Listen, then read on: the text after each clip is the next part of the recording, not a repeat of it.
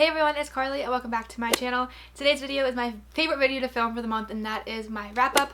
This is going to be my June wrap-up for the month of June, obviously. And this month I read a total of 14 books. Who am I? I don't even know, but I'm so happy with that number. I tried making it to 15, but I just didn't have the time to make it to one more book, but that's okay. I am perfectly okay with that. I never made it to 15 or even 14 books or even 10 books for that matter. I just think it was a really amazing reading month and I had so much fun. I found some new favorites, found some books that I really did not like. And for right now, I'm going to go over my statistics for the month. Like I said, I read a total of 14 books, 7 of them being physical and then 7 of them being audio. I read a total of 4,613 pages.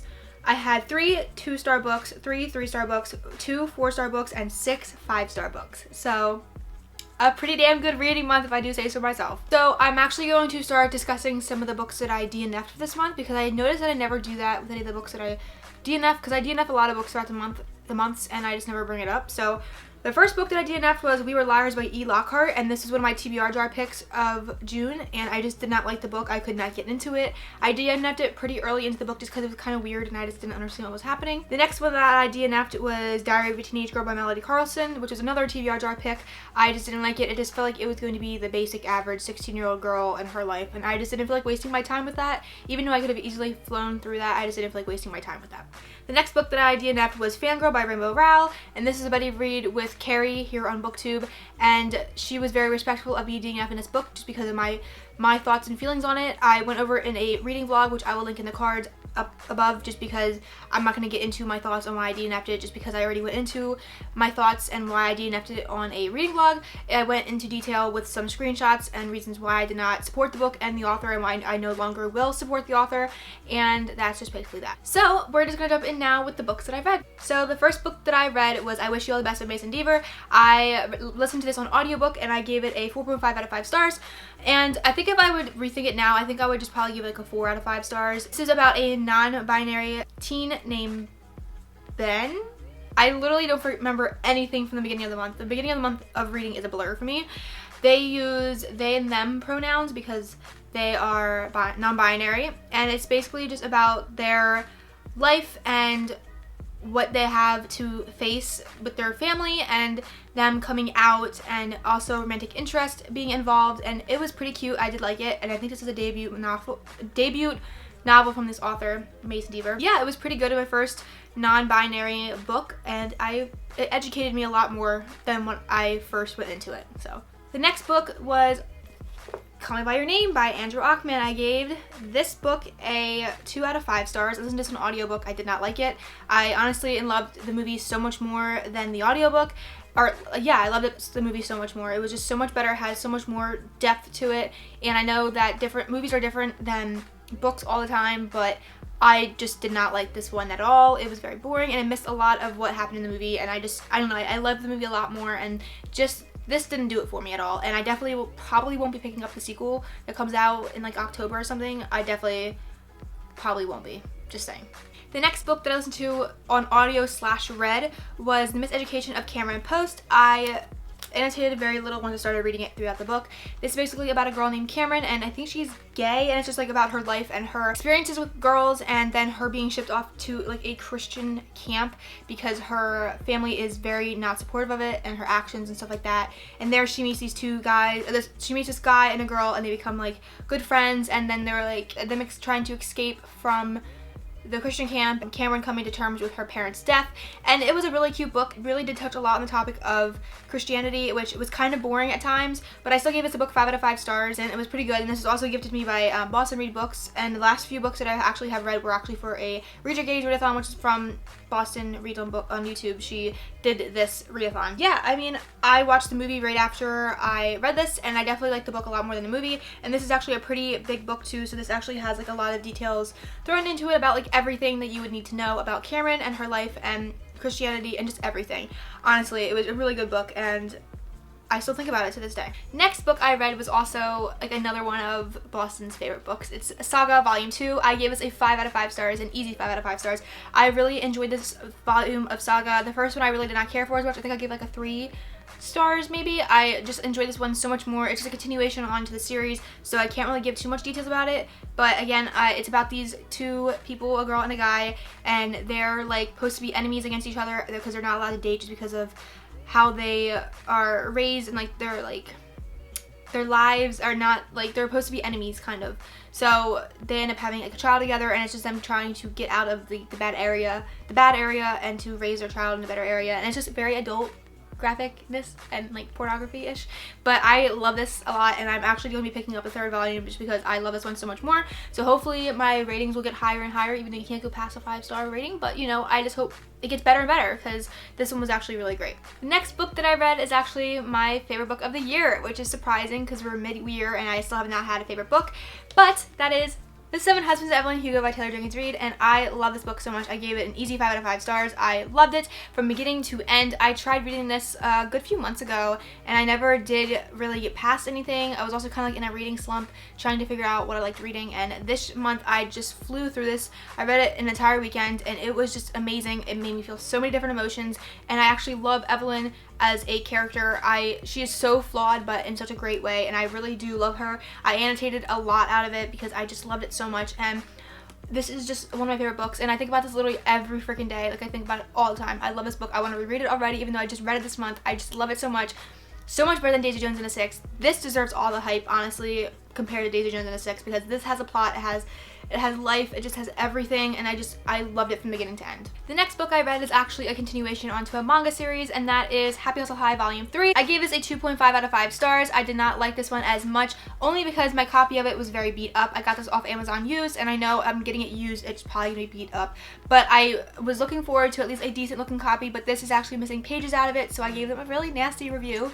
I would have definitely liked it a lot more. It definitely probably would have been like a 3 out of 5 stars if it had like all the pages, because it was just a continuation on to the rest of the other mangas volumes. So I am definitely going to be going into 4 and 5 by the end of this year, because that's my goal, is to finish the 4th and 5th volume, because that's the rest of the series and I'm done. It's just so crazy because it's my first manga volume that I ever got into, so it has a special place in my heart. But overall, this was actually a decent one. It's just a continuation on. Hanabi has like an old childhood friend that comes along and just causes more drama and jealousy, and it was just cute. I liked the angst and the drama that was put into it because it was something different than the beginning novels. So, and again, just more romance, more of that, so I loved it. And even though it was a beat up copy and I didn't really understand what was happening a lot of the time, it still, you know, gave me the feels that I read with the first few novels. The next book is another one that I listened to an audiobook, and that is The Poet X by Elizabeth Acevedo.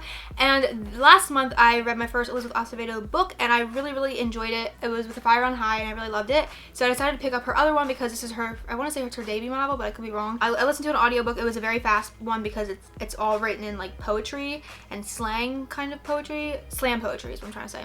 I gave it a 3 out of 5 stars. I really did not care for it. I might have just been in the wrong mindset when I was listening to it, but I just really didn't like it. I think it's just because it was in a slam poetry kind of way and how they read it, so I was just kind of very confused. And it was very fast paced, but in the way that it wasn't too bad. Like with insta-lovey, it wasn't really insta-lovey, because I don't know, I'm surprised that I didn't feel that it was really insta-lovey, because there was romance in it, but it was a very fast-paced book because it was in that kind of format. But I did overall enjoy it. I don't really remember too much of it just because of how it was formatted, and just like the story overall wasn't anything like crazy to remember. But I feel bad saying that because it is about people of color and stuff like that, but it's kind of just a blur. And I feel like if maybe it was a longer book and it was kind of like The Fire on High with a different format, then maybe I would remember it a lot better. I just feel bad saying that, but again, I will continue to pick up more of Elizabeth Acevedo books because just I love her writing style and what she writes about. The next book that I listened to on audiobook was If I Was Your Girl by Meredith Russo.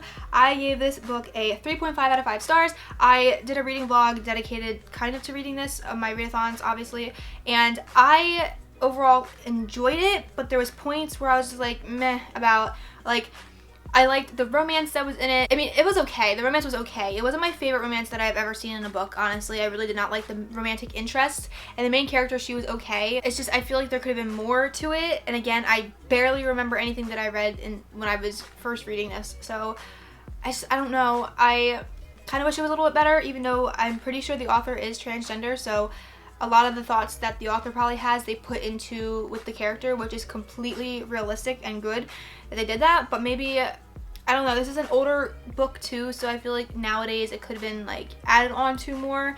I don't know, I don't want to beat this book down because it stands for such a big thing, but it was good with overall the message and just stuff like that, and the realisticness of being transgender and what they face every single day and stuff like that, and just the reality of being a teenager that's transgender and having to, you know, go to high school and have like a romantic interest and all that kind of stuff, and just how they feel and stuff like that. So it was good in that aspect.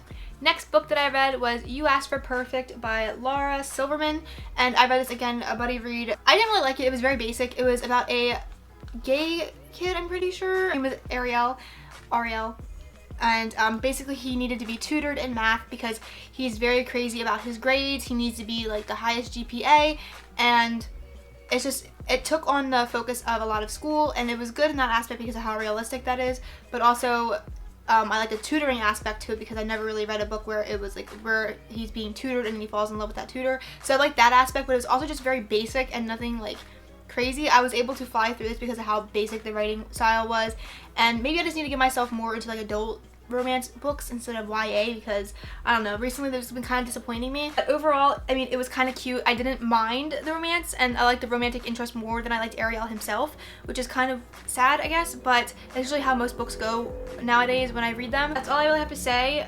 It was just a book that I read for Buzzwordathon, so it's just, that's that. The next book that I read was a big surpriser for me because it's a fantasy, and that is Shadow and Bone by Leigh Bardugo, and this is the first book in the Grisha trilogy, and I have the second one that I got from my library that I'm gonna have to read at some point. I don't know when that's gonna be, but I'm gonna try and get to that. I gave this a 4.5 out of 5 stars. I really enjoyed it. I loved the world. I missed the world so much, but I have yet to pick up the second one just because I'm so intimidated still. I'm just so scared because this book was like really hard to get into in the beginning, and I almost wanted to DNF it, but I continued to go through it, and I actually finally got through it. It was really great. I love the characters, and I'm a Darkling whore now too, so there's that. I love this. I definitely would suggest trying this out. I love the world. The world building was amazing. I was able to relate back to the map, which I thought was so cool because there's actually a map in this that you can relate back to if you're like confused about anything, and I never realized how much I would actually use a map in a book before. But I did, and I really enjoyed that aspect, and I just love the entire world and the story and just everything, and it was really great. Basically, it's about this girl named Alina, and she basically has like this power that she doesn't realize that could actually like destroy the shadow, and the Darkling is just basically trying to like capture her and help her, you know, destroy the Shadowfold, but shit happens that isn't like, you know, what you expect. It has like a big plot twist, but it was really freaking good. There's like friendships in it, friendship tropes, and it was just really good. Like, I miss it, so I definitely need to start the second one this month because I miss it so much. The next book that I read was Autobiography by Christina Lauren. I gave this a 2.5 out of 5 stars. I listened to this on audiobook, and oh my god, when I tell you I fucking hated this book, I fucking hated this book. It took me literally the entire week to get through this book, and it wasn't even that long of an audiobook either. Basically, I think this kid's named Ben. It's about a kid named Ben. He's bisexual. He moved from like a very supportive place, the LGBTQ plus community, and then he moves to a Mormon area in Utah, and that's where he meets this guy named Sebastian. Sebastian wrote a book, and he got very popular off of it because of a memoir class. Something class? I don't know. Some sort of class. And honestly, I really just did not like Ben, and I felt like his character was very assholey, and he was very much of an asshole towards his friends, his parents, and Sebastian, and I feel like he kind of forced Sebastian into a relationship, and I talked about that in my reading vlog, but I just really did not care for this book, and I really think that it was a disappointment. And I definitely will be picking up more Christina Lauren books just because I feel like they have other better books out there, and this is just not one of them. So I'm still waiting for the Unhoneymooners. I have that requested from my library, so hopefully that'll blow this one out of the water because this one I just did not like at all.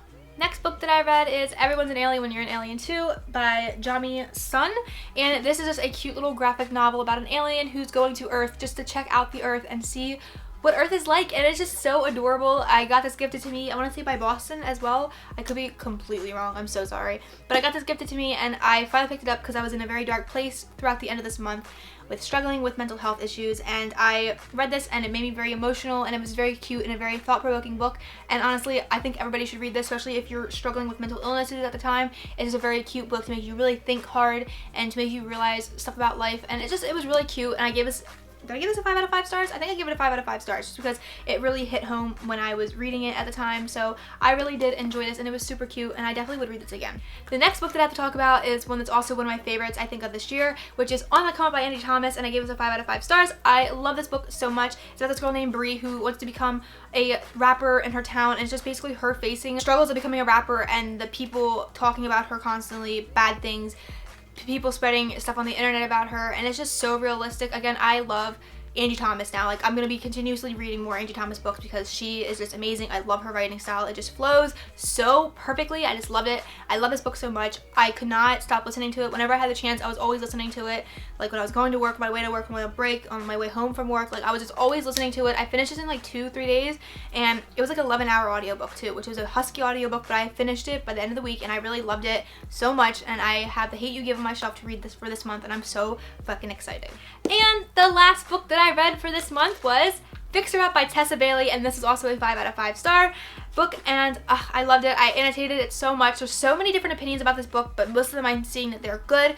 Basically, it's an adult romance. It's smutty. It's amazing. I loved it. It's about this girl named Georgie Castle, and she basically runs a clowning business, and her family sees her more as like a kid than an adult because she is the youngest sibling out of 2, and I love the family aspect in this and the realism of having to be an adult and a career, and I just loved it so much. So this makes me want to pick up more Tessa Bailey books for 1 and more adult romance books for 2 because this is amazing. And so basically Georgie starts, well, it basically kind of touches on Georgie having a crush on this guy named Travis Ford, who is best friends with her brother when they were like in high school, and it has like the fake dating trope, it has the don't date my sister trope in it too, and it was just so amazing. And Travis Ford is basically about this once was baseball player, and he injured himself, and so he's kind of just tumbling down a dark place, and Georgie basically is helping him come out of it, and since then they both just kind of like get closer, and then they do the fake dating so he can, you know, get a job, and for her parents to see that she is not a child and that she's an adult,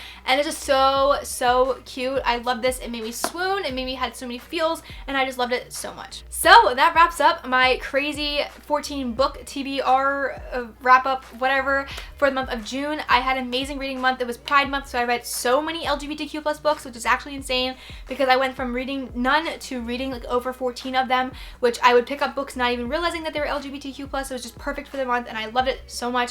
I definitely am so excited for my July reading month because I already have 8 books on my TBR that I have planned to read, and I'm really freaking excited.